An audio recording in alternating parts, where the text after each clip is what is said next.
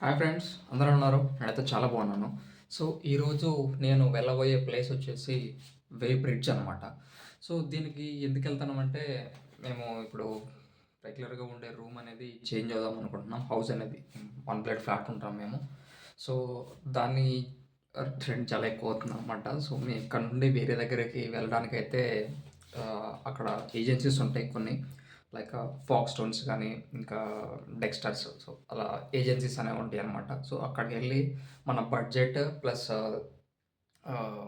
ఇక bills included, ఎక్స్‌క్లూడెడా, దాని తర్వాత మనకి ఎన్ని రూమ్స్ కావాలి, షేరింగా లేకపోతే ఎలా అని చెప్పేసి.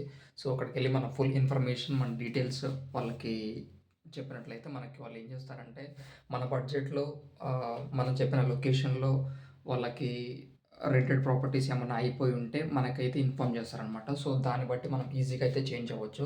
సో, ఈరోజైతే మనం అక్కడికైతే వెళ్ళబోతున్నాం అనమాట. సో, ఇది 1 ½ అవర్ జర్నీ ఉంటది. ఇది ట్రైన్‌లో ఉంటదనమాట. తర్వాత ఒక 10 మినిట్స్ అలా వాక్ ఉంటది. సో, సరదాగా అలా మాట్లాడుకుంటూ వెళ్ళిపోదాం. Let's go. సో, ఇదే అనమాట పట్నీ స్టేషన్. సో, మన జర్నీ అయితే ఇక్కడ నుండే స్టార్ట్ అవ్వబోతుంది. ఇక్కడ నుండి క్లాపం జంక్షన్ వెళ్ళాలనమాట. అక్కడ నుండి మళ్ళీ ప్లాట్‌ఫార్మ్ చేంజ్ అయ్యి క్లాపం జంక్షన్ నుండి వోకింగ్ వెళ్ళే ట్రైన్స్ ఉంటాయనమాట. సో, ఆ ట్రైన్స్‌లో మనది వచ్చేసి ఫోర్త్ స్టాప్.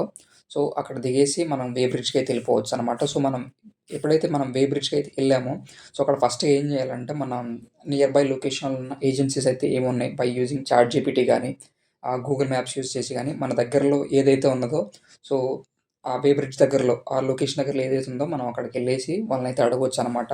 సో, నేనేం చేశానంటే సేమ్ ఇదే విధంగా లొకేషన్స్ ఆన్ చేసుకొని వాళ్ళనైతే అడగటం జరిగింది. సో, మాక్సిమం నేనైతే ఒక 20-25 ఏజెన్సీస్ అయితే కవర్ చేసి వస్తున్నాననమాట. So, hope for the best చూడాలి. See you in the next video. Bye.